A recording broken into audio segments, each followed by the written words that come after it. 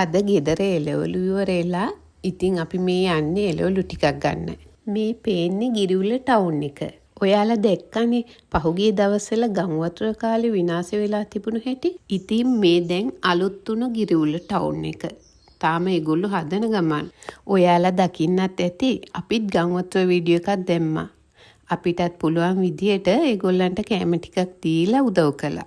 දැන් නම් ඉතින් ගිරිඋල්ල ටවුම ලස්සනයි. වෙනද නම් අපි එළවලු ගන්න පොළට යනවා. මදිපාඩුව කීල්ස් එකෙනුත් ගේනවා. හැබැයි අපිට අලුතෙන් හමු වුණා පන්නල එළවලු කඩයක්. ඒකත් ඇත්තටම අහම්බෙන් හමු වුණේ. ඔයාලා දන්නවනේ ෆාදර් මූවි එක. ඒක බලලා එන ගමන් රෑ 11ට විතර මෙතින් යනකොට දැක්කේ. එතකොට ලොකු ලොරියකින් අලුත් එළවලු බාමින් හිටියේ. එදා අපිට හිතුණා එළවලු ටිකක් ගන්න ටෙස්ට් කරන්නත් එක්ක. අද මේ යන්නේ 3 වෙනි වතාවට විතර. දුවටත් ක්ලාස් එකක් තිබුණ හවස. පුතත් ඔෆිස් ගිහින් එනකන් ඉඳලා අපි යනවා එළවලු ගන්න. කොහොමත් රෑට හොඳ අලුත් එළවලු ගන්න පුළුවන්. මේ වෙලාවට තඹුත් ගෙමින් එන එළවලු තමයි තියෙන්නේ. ඒ ලොරිය තමයි මේ නවත්තලා තියෙන්නේ. නුවර එළියේ එළවලු ගන්න ඕන නම් රෑ 2න් පස්සේ එන්න ඕන කියලා කඩේ කිව්වා. මේ පේන්න තියෙන්නේ පොඩි පොඩි කඩවල වලට ගෙනියන්න වෙන් කරපු එළවලු මලු. දැන් ඉතින් අපිට ඕන එළවලු ටික තෝරගන්න ඕනේ. හොඳ අලුත් සුදු ලූණු එහෙම තිබුණා. අපිට ඕන විදියට තෝරලා ඕන එකක් ගන්න පුළුවන්. කවුරුත් මොකුත් කියන්නේ නැහැ. කොහොමත් ඉතින් අපි සුමාන 2කට ඇති වෙන්න එළවලු ගන්නවා. මේ තියෙන්නේ DM ලටම විශේෂ එළවලු කරත්තයක්. දැන් රෑ 11යි. කට්ටියම ඉතින් එළි වෙනකම්ම වැඩ. ඔයාලත් ඕන වෙලාවක ආවොත් ඕන තරම් එළවලු ගන්න තියෙනවා.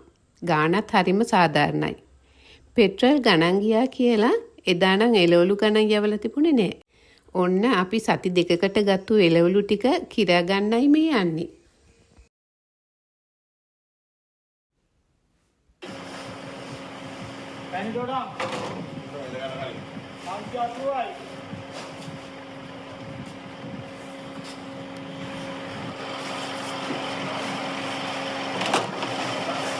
මතලා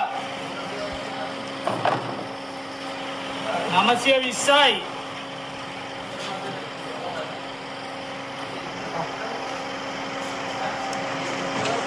රතුවල 800යි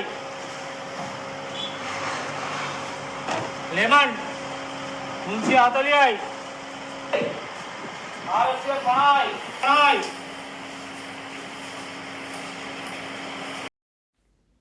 වැටකරු 780යි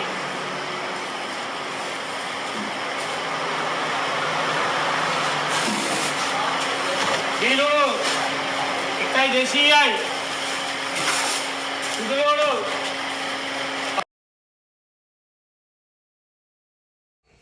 DM ලගේ තොග එළවලු කඩේ තියෙන්නේ කුරුණෑගල මීගමු පාරේ පන්නල. දැන් ඉතින් අපි මේ එළවලු හොඳට සෝදලා ගන්න ඕනේ. මේ පාර අපි දොඩම් දෙහි වැඩිපුර ගත්තා.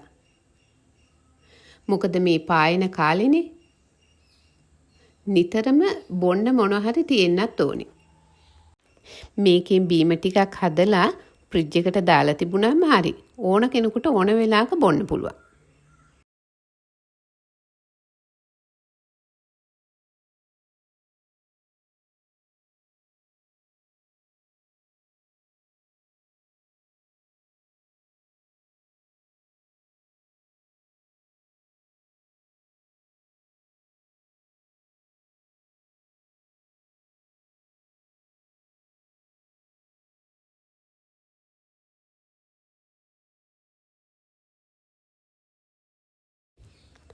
අන්තිමට මම බේකින් සෝඩා ලුණු විනාකිරි මිශ්‍ර කරපු වතුරෙන් මේ සේරම එළවලු ටික සෝද ගන්නවා. ඒක දැන් මට පුරුදු වෙලා. එළවලු වලට ගසන වසවිස ඉවත් කරගන්න මේ දේ කරන්නම ඕනේ.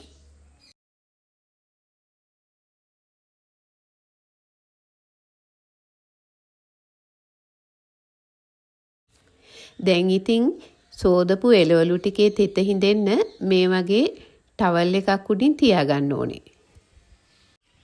මේ පායන කාලේ තෙත හිඳෙන්න නම් ඒ හැටි වෙලා යන්නේ නැහැ.